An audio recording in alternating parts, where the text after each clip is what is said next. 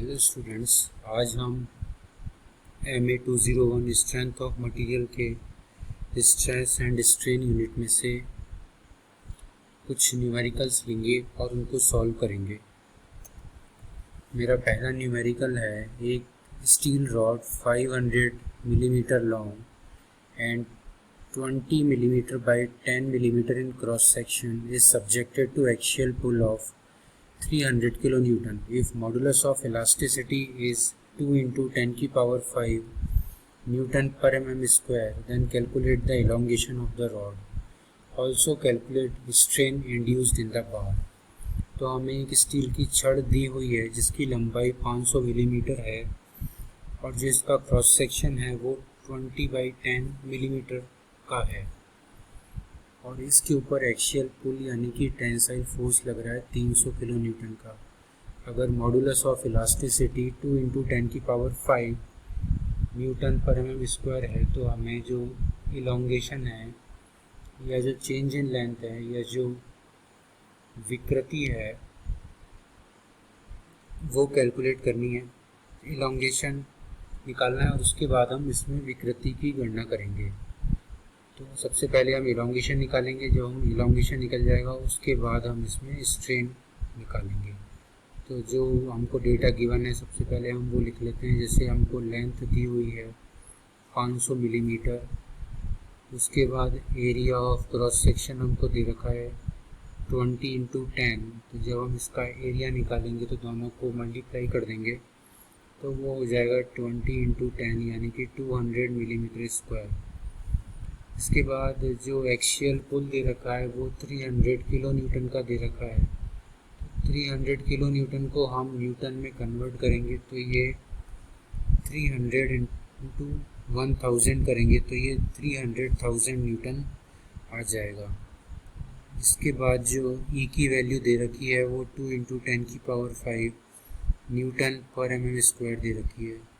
तो सबसे पहले हम स्ट्रेस या प्रतिबल कैलकुलेट करेंगे।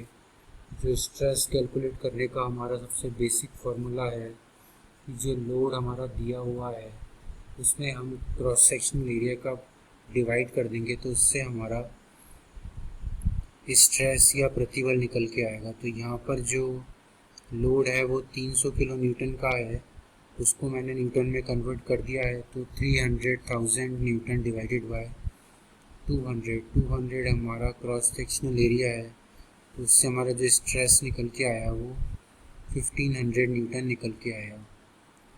इसके बाद जो हमारा अगला बेसिक फार्मूला होता है वो Young's modulus is equal to stress divided by strain का होता है। तो अगर मैं स्मॉल ई को लेफ्ट हैंड साइड ले जाऊं और जो कैपिटल ई है उसको राइट हैंड साइड ले आऊं तो small E is equal to small P upon capital E हो जाएगा। तो इससे मेरा जो ई है या जो विकृति है वो निकल के आएगी। तो विकृति मेरी निकल के आई है पी अपॉन ई। पी मेरा यहाँ पर मैंने पहले कैलकुलेट कर रखा है 1500 न्यूटन, उसमें मैं यंग्स मॉडुलस का डिवाइड कर दूंगा, वो मेरा 2 into 10 की पावर 5 है। तो विकृति मेरी निकल के आई 0.0075।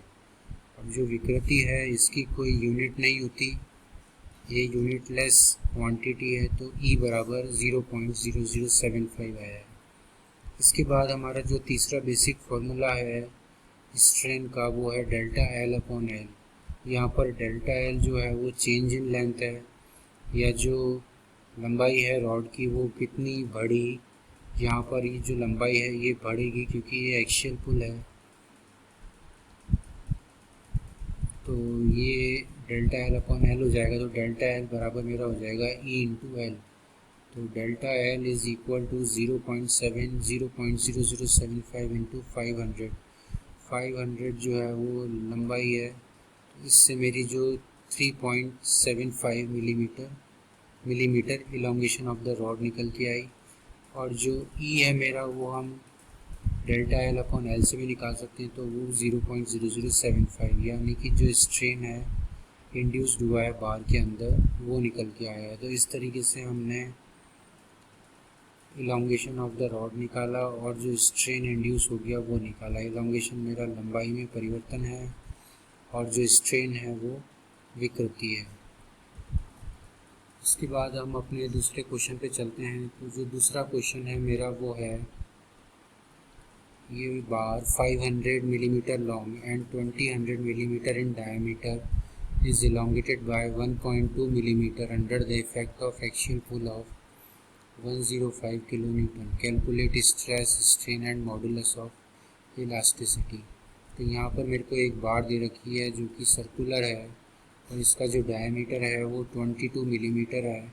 इसकी लंबाई जो है वो 500 मिलीमीटर है और जो इसमें इलोंगेशन हुआ है वो 1.2 मिलीमीटर का हुआ है। किसके कारण? 105 किलो न्यूटन के कारण।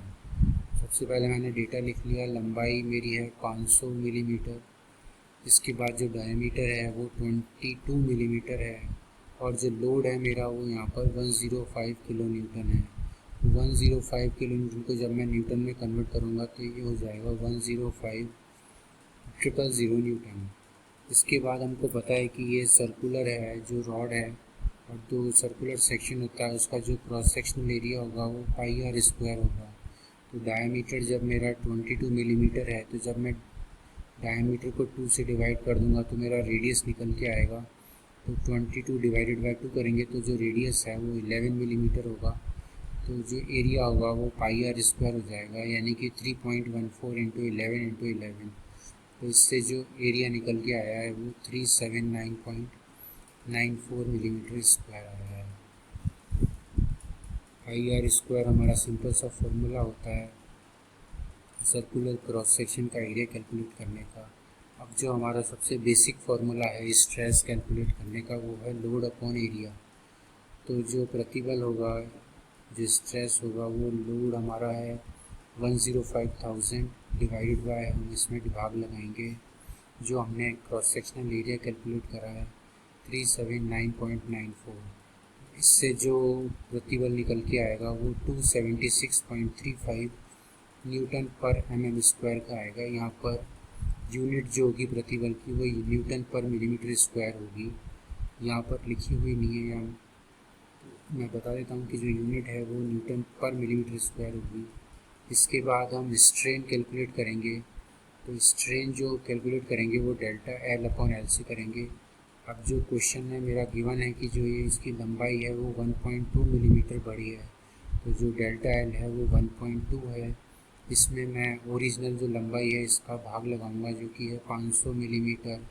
तो इससे स्ट्रेन निकल के आएगा 0.0024। तो यहाँ पर स्ट्रेन मेरा निकल के आ गया 0.0024।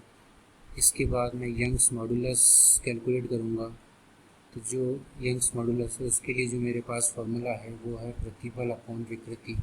तो जो प्रतिबल है मेरा वो है 276.34 और जो विकृति है वो है 0.0024। तो इस तरीके से हम कैलकुलेट करेंगे तो जो यंग्स मॉडुलस निकल के आएगा वो 115,141 न्यूटन पर mm²। तो इस तरीके से हमने स्ट्रेस निकाला, स्ट्रेन निकाला और मॉडुलस ऑफ इलास्टिसिटी निकाला। तो यहाँ पर जो स्ट्रेस है और जो E है, इन दोनों की जो यूनिट है वो न्यूटन पर mm² होगी, जबकि जो स्मॉल e है इसकी कोई यूनिट नहीं होती, या जो स्ट्रेन है उसकी कोई यूनिट नहीं होती, ये यूनिटलेस क्वांटिटी है।